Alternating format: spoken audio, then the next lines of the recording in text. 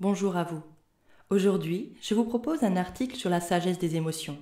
Un article qui provient du magazine Regard bouddhiste, si vous connaissez. Avec une pensée toute particulière pour l'une des auditrices, qui m'a demandé récemment une séance de relaxation similaire à celle que j'avais faite sur le bonheur, l'amour et la sérénité, qui était un extrait de l'autobiographie du Dalai Lama, en espérant que cela lui plaira. À présent, je vous invite à vous installer confortablement, de préférence avec un casque audio, et de fermer doucement les yeux.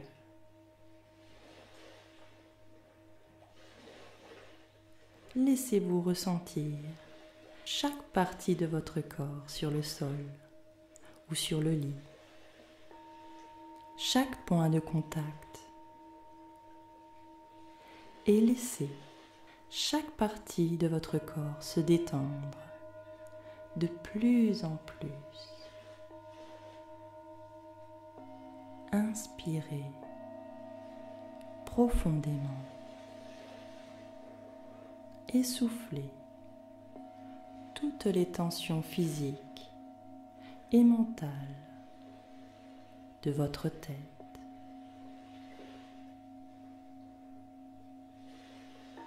Votre visage,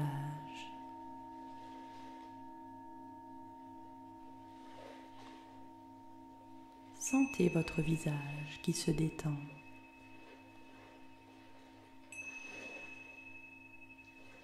Soufflez les tensions au niveau de votre cou, de votre nuque.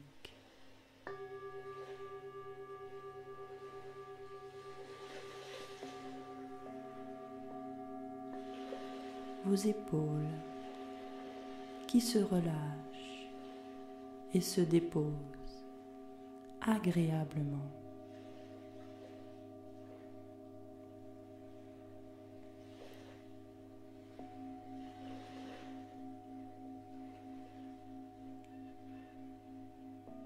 Vos bras, vos mains,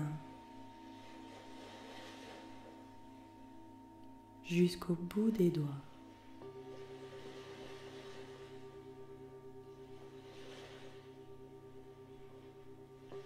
Sentez la respiration au niveau de votre thorax.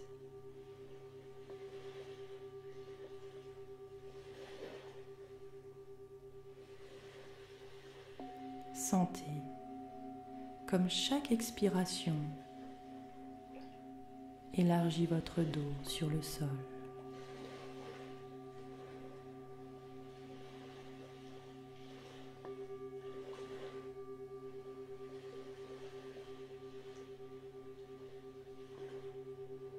Soufflez les tensions au niveau de votre ventre.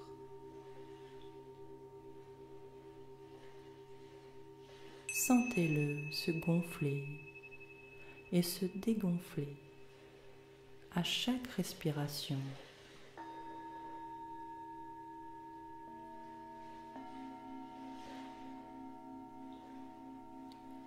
Sentez son mouvement doux et agréable qui vous plonge doucement dans un état de détente, de bien-être et de calme intérieur.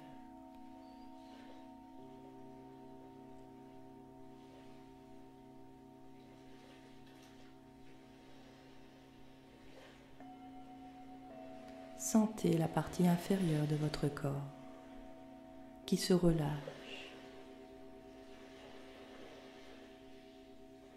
Soufflez les tensions musculaires au niveau des fessiers.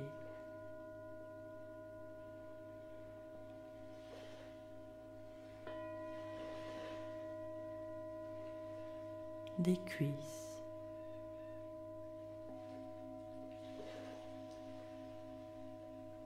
Des mollets.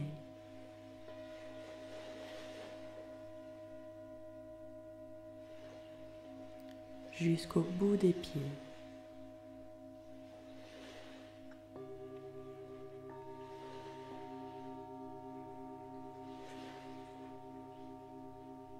Sentez comme c'est agréable de prendre ce petit moment pour soi, de se retrouver, de se libérer de toutes vos tensions intérieures, qu'elles soient physiques ou mentales.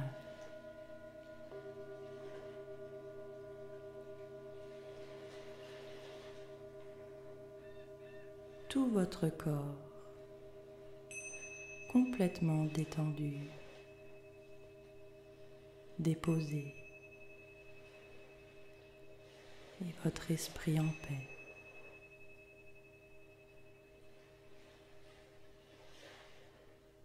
Et dans cet état de détente, je vous invite à vous imprégner de ce texte, la sagesse des émotions.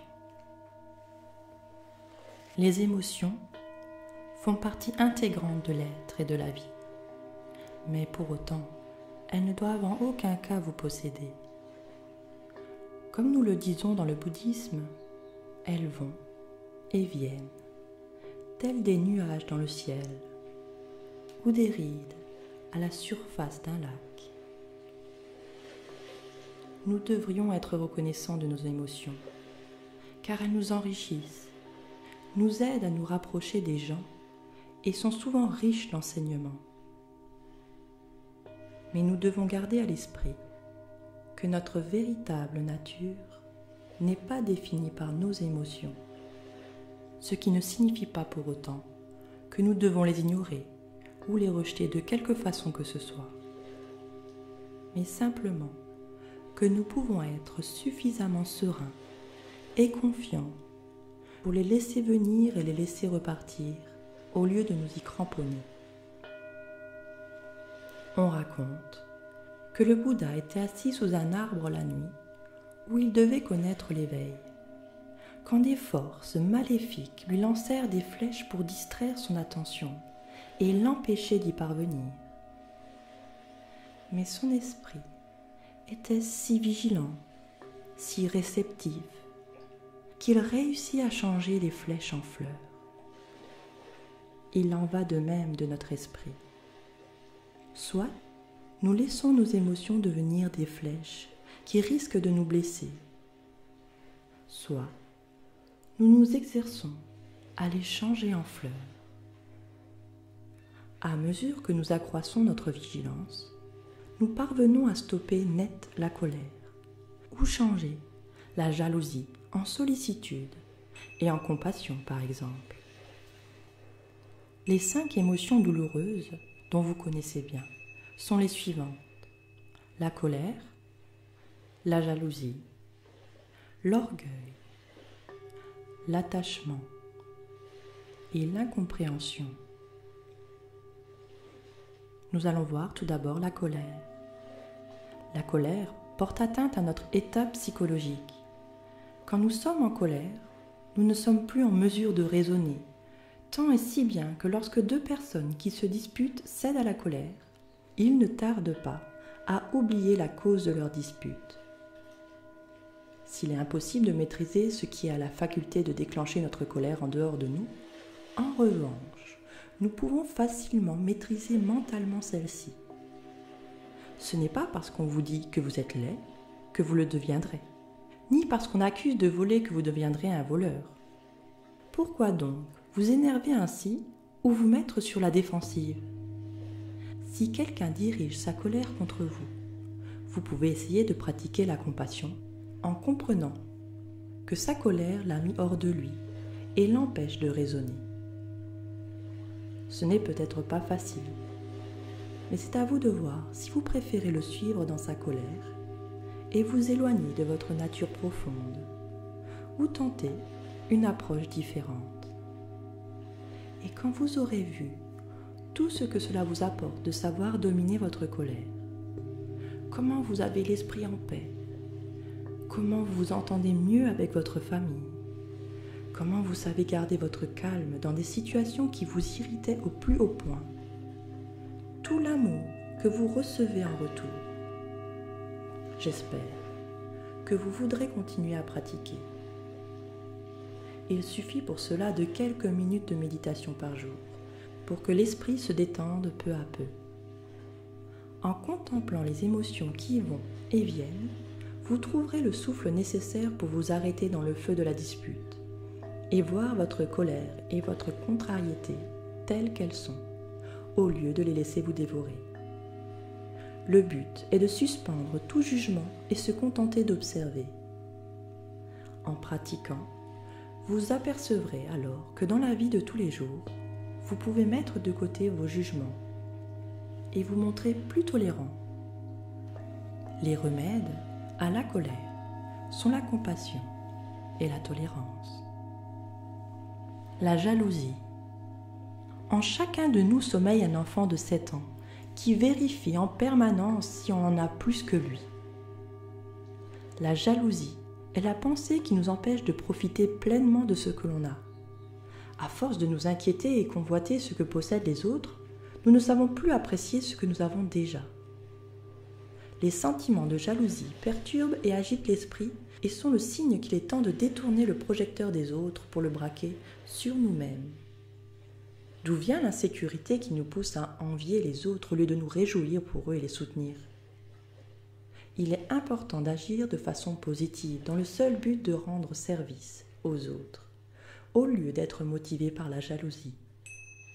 La jalousie transforme un acte positif en acte négatif. Renoncez à la volonté de surpasser les autres en permanence. Nous réjouir du bonheur et des qualités des autres est le remède à la jalousie et nous permet de nous apaiser l'esprit et profiter pleinement de ce que nous avons. L'orgueil. Écoutez-vous et notez le nombre de fois où vous dites ou pensez « Si j'avais été en charge de l'organisation, ce travail aurait été mieux fait. Si on suivait mes conseils, on aurait bien plus de succès. Si j'étais le directeur de ce magasin, ce restaurant, cette entreprise, je m'y prendrais autrement. » On a facilement tendance à croire que nous sommes meilleurs que d'autres, si ce n'est pas le meilleur. Notre ego prend le dessus et ne laisse guère de place aux idées des autres. Et si nous croyons toujours avoir raison ou être les meilleurs, nous ne laissons guère de marge pour évoluer ou nous améliorer et nous risquons de nous retrouver incapables d'avancer, figés dans nos opinions étriquées, de nous priver de l'occasion d'apprendre et de passer à côté d'opportunités. Si nous sommes emplis d'orgueil, nous risquons également d'être aisément contrariés, de penser que les autres ne sont pas assez bons, de vouloir que le monde soit conforme à notre façon de penser et de faire. N'hésitez pas à demander « Suis-je si bon que ça ?» si vous sentez que votre ego s'emballe. On ne peut pas être le meilleur en tout, mieux vaut donc être humble. On a parfois l'impression que les gens excessivement contents d'eux-mêmes vivent dans une ignorance béate et traversent l'existence en savourant chaque instant, alors que ceux qui s'efforcent d'être bienveillants envers les autres sont moins heureux, car ils ont conscience de leurs émotions négatives et cherchent constamment à s'améliorer. Il est inévitable d'avoir des doutes sur soi-même. C'est une preuve d'honnêteté.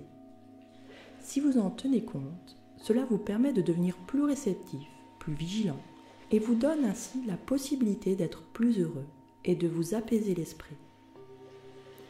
L'humilité est le remède à l'orgueil. Au bout du compte, c'est le plus humble qui gagne le respect. L'attachement. Derrière l'attachement se cache un sentiment de permanence trompeur. Nous sommes également attachés à notre conception des choses, et lorsque quelqu'un ou quelque chose s'éloigne de l'idéal ou de la personnalité auquel nous les associons, que ce soit un ami, un père, un fiancé, survient la souffrance. Toutefois, si nous comprenons l'impermanence de toute chose, nous pouvons minimiser les attentes que nous avons à l'égard de telle personne ou telle situation et éprouver un certain contentement. Songez à votre corps, vos émotions vos relations, vos opinions, votre statut, au climat, au temps.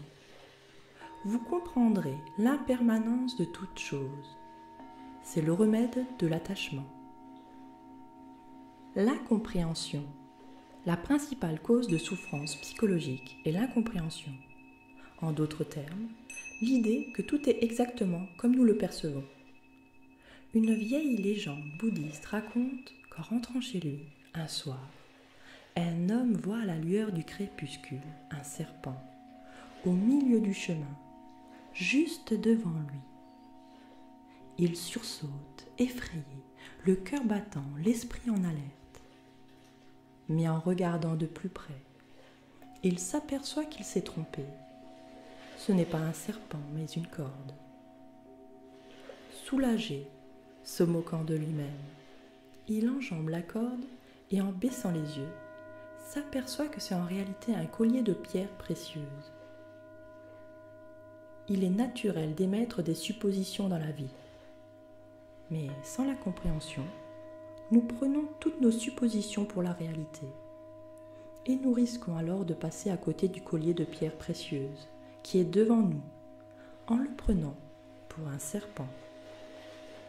Même la notion de ce qui est bon ou mauvais, bien ou mal, n'est qu'un reflet de notre perception. Celui qui est pour vous un bon ami, rempli de bienveillance à votre égard, peut être par ailleurs méchant et se comporter en ennemi à l'égard de quelqu'un d'autre. Si vous vous cramponnez à votre perception de la réalité, les autres émotions douloureuses risquent de surgir. Mais en comprenant que tout n'est qu'un reflet de l'esprit, en renonçant au sectarisme, il est possible de s'apaiser. Nous sommes tous sectaires d'une manière ou d'une autre.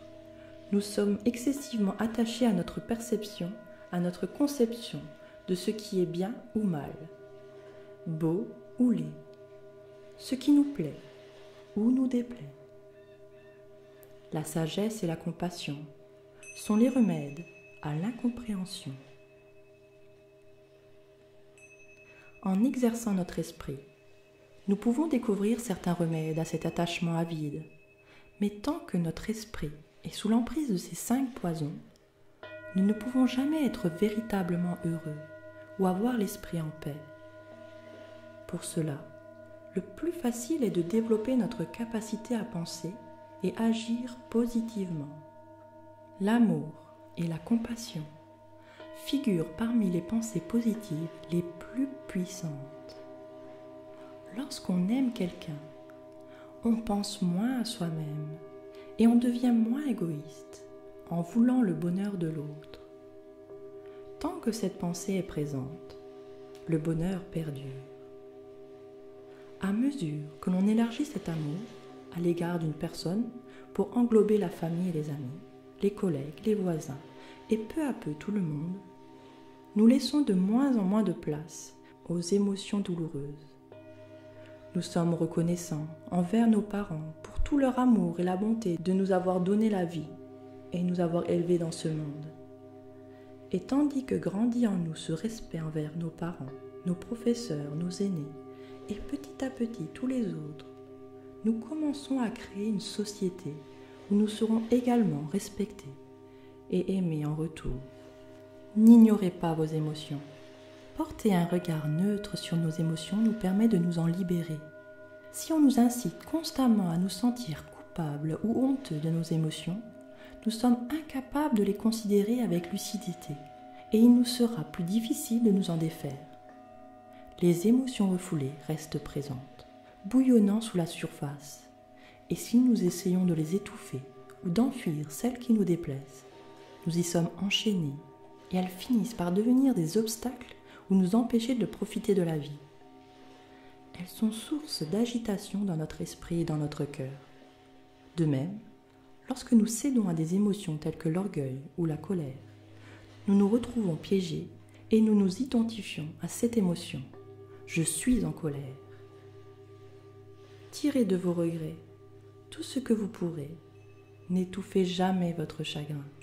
Soignez-le et choyez-le jusqu'à ce qu'il offre un intérêt distinct et intégral. Regrettez profondément c'est vivre à nouveau.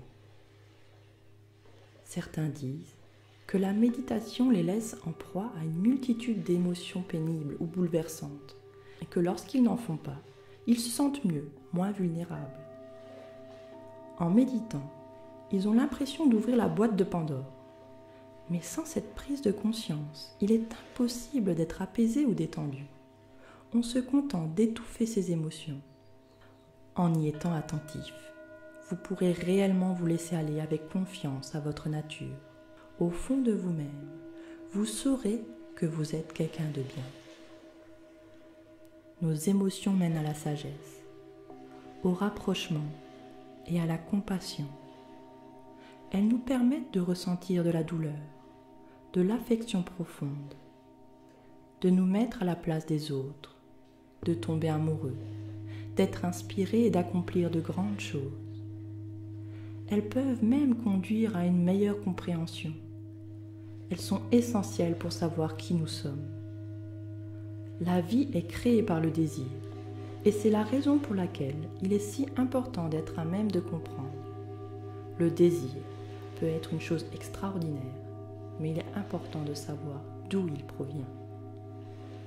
S'agit-il d'aider les autres, de les inspirer, d'être émerveillé par la vie? Ou est-il chargé d'un attachement excessif? Affrontez vos émotions, regardez-les sous tous les angles, interrogez-vous et cherchez ce qui l'a fait naître. Est-ce que vous y attendiez? Et que peut-il vous apprendre?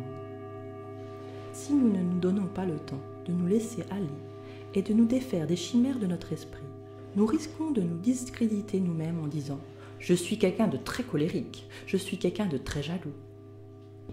En nous examinant, nous voyons bien que ces émotions existent certes en nous, mais qu'elles ne sont pas notre véritable nature, assurément pas, 24 heures sur 24, 365 jours par an. Les choses ne sont pas aussi tranchées.